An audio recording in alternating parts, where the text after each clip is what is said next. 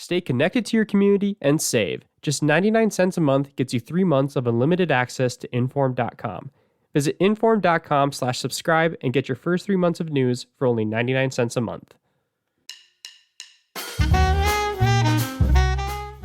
Opponents couldn't always clobber the greatest of all time, but 55 years ago, a Fargo snowbank did.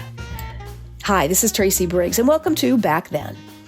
Ask any boxing expert who Muhammad Ali's toughest opponents were, and you're likely to hear names like Joe Frazier, George Foreman, or Ken Norton.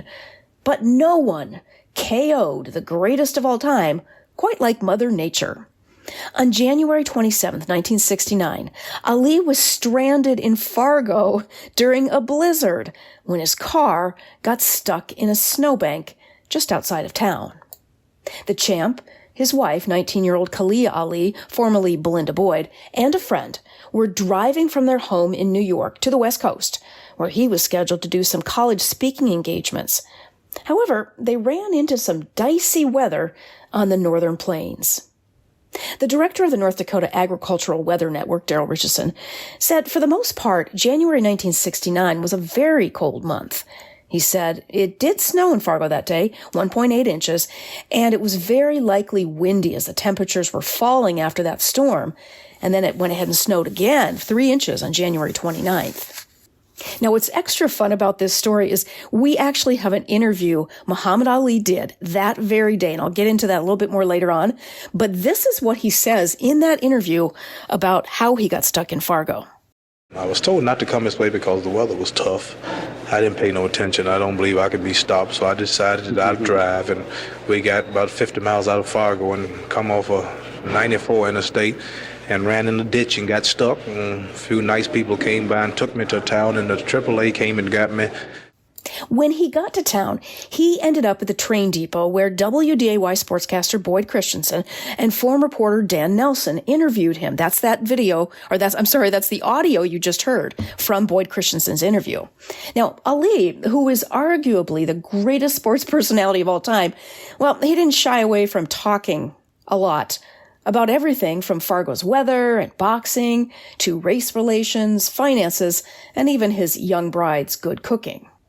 Now, you might want to go to YouTube or to my story on Inform.com, and I have the links to 2 YouTube clips that the State Historical Society put together based upon WDAY film footage. And it's really, really fun. There's 2 clips. One is where he just basically talks about how we got stuck in Fargo, and the other is a more complete, longer interview. And they are just wonderful. I ended up talking to Shane Molander, who is the archivist, one of the archivists at the State Historical Society, and he said he found this Muhammad Ali film from the WDAY archives in 2017, and he said it was almost by accident. He said he was searching through a film database for another topic when he spotted Muhammad Ali in the description, and he immediately figured it was just some sort of national news clip or something. That I do that a lot in my research in the archives as well, and because you'll see it listed and you think, oh, there's no way Muhammad Ali was in Fargo. But then archivist Molander just read a little bit further down in the database, and it said, Muhammad Ali talks with Boyd Christensen at the train depot. So Molander said, wow, I thought, well, what could this be? Well, he then realized it was a local interview provided by WDAZ. That's because Forum Communications, that's the owner of the Forum, we do send archived film and video to the state archives for safekeeping and historical purposes. That's good to know because certainly if you're ever doing research on your own, call the State Historical Society. You'd be surprised at what they have. And in fact, a lot of the stories that I do for Back Then, I will check with the State Historical Society for film, photos. They are just a gold mine. So I would really highly recommend the State Historical Society of North Dakota. They're just wonderful to work with, and they have such an archive of great information, great photos, great film. So do check them out. Just Google them, State Historical Society of North Dakota. Well, Molander anyway found this video, but it wasn't digitized. So it was still in the old format, so not that usable. So he got to work. He wrote a story for the blog, and I do provide the link to his blog post in my story. And then he digitized the film and posted it to YouTube where everybody could watch it. And again, I highly recommend you watch these. But let's take a closer look at what that interview was like and what it was like when Ali was in town. Well, he came to Fargo at an interesting period in his life. He was born Cassius Clay in Louisville, Kentucky in 1942. He was a 1960 Olympic gold medalist before becoming the second youngest heavyweight champion of the world in 1964. That is the same year he changed his name from Cassius Clay to Muhammad Ali. That's because he had converted to Islam. In 1967, he was stripped of his title and banned from boxing because he refused to be inducted into the armed forces during the Vietnam War for religious reasons.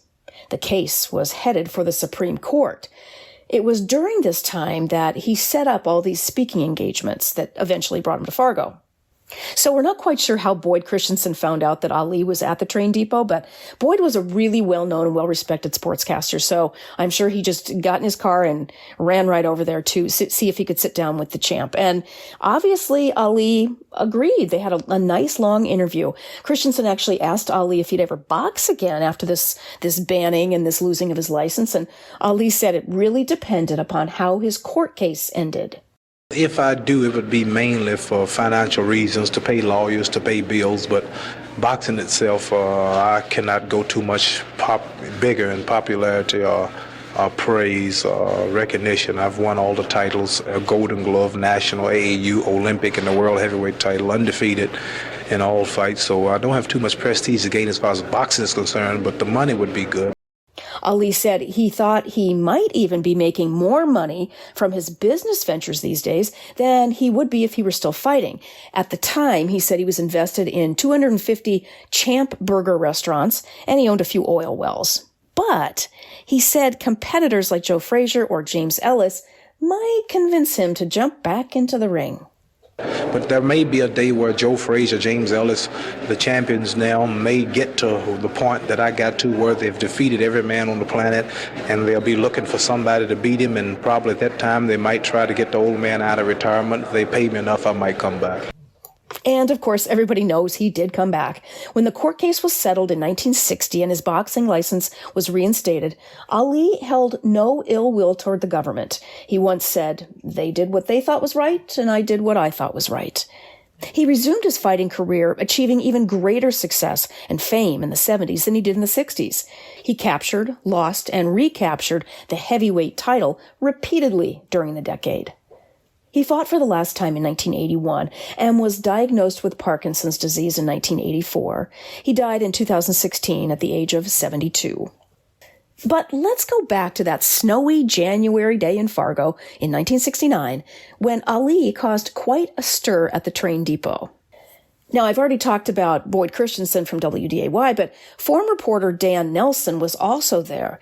He said he wasn't far into the interview with Ali when autograph seekers began to realize who was making all the commotion in the train depot. Nelson quoted Ali as saying this in his story from the forum. "See what all my talking did? Even up here where folks don't follow boxing so much, people still know the champ." Nelson also noted that Ali seemed to spend more time with the female autograph seekers than the males, even signing the inside of a nursing student's textbook. He said most Fargo fans approached Ali kind of apprehensively, and they were sure to call him by his Muslim name, Muhammad Ali, while, quote, reassuring him that he was still the greatest, end quote. Based on Christensen and Nelson's stories, it appeared Ali enjoyed his unexpected time in Fargo with his fans. He even entertained some of them with his famous shuffle, his Ali shuffle. However, he didn't stay very long. Nelson noted that even if the planes had been flying during that blizzard, Ali wouldn't have taken one. He didn't like to fly. So Ali, his wife, and friend boarded a 2 p.m. train out of Fargo, leaving their car behind. And, of course, a great brush with greatness story for a few Fargoans to tell at dinner parties for years to come. Molander says, making little accidental discoveries in the archives like this one with the Ali story, it's just one of his favorite parts of his job. He said, "It was a nice surprise. I just have never heard of such a big figure at the time coming to North Dakota and how he got here. It's just kind of a funny story." And that is Back Then for this week. I do encourage you to go to inform.com, find this story, and click on those YouTube links for a really entertaining full-length interview with between Boyd Christensen and Muhammad Ali. If you can't get to inform.com, you probably could just Google it on YouTube, and it would certainly be there as well. And again, big thanks to Shane Molander and the State Historical Society of North Dakota. You guys are the best, and thank you so much for all the resources and help you give me with these Back Then stories. Okay, everybody, thank you so much, and I hope you join me next time. Get reliable and accurate local news with Inform.com. Inform.com is your trusted local news source with journalists dedicated to keeping you informed about what's happening in your community. Visit Inform.com now.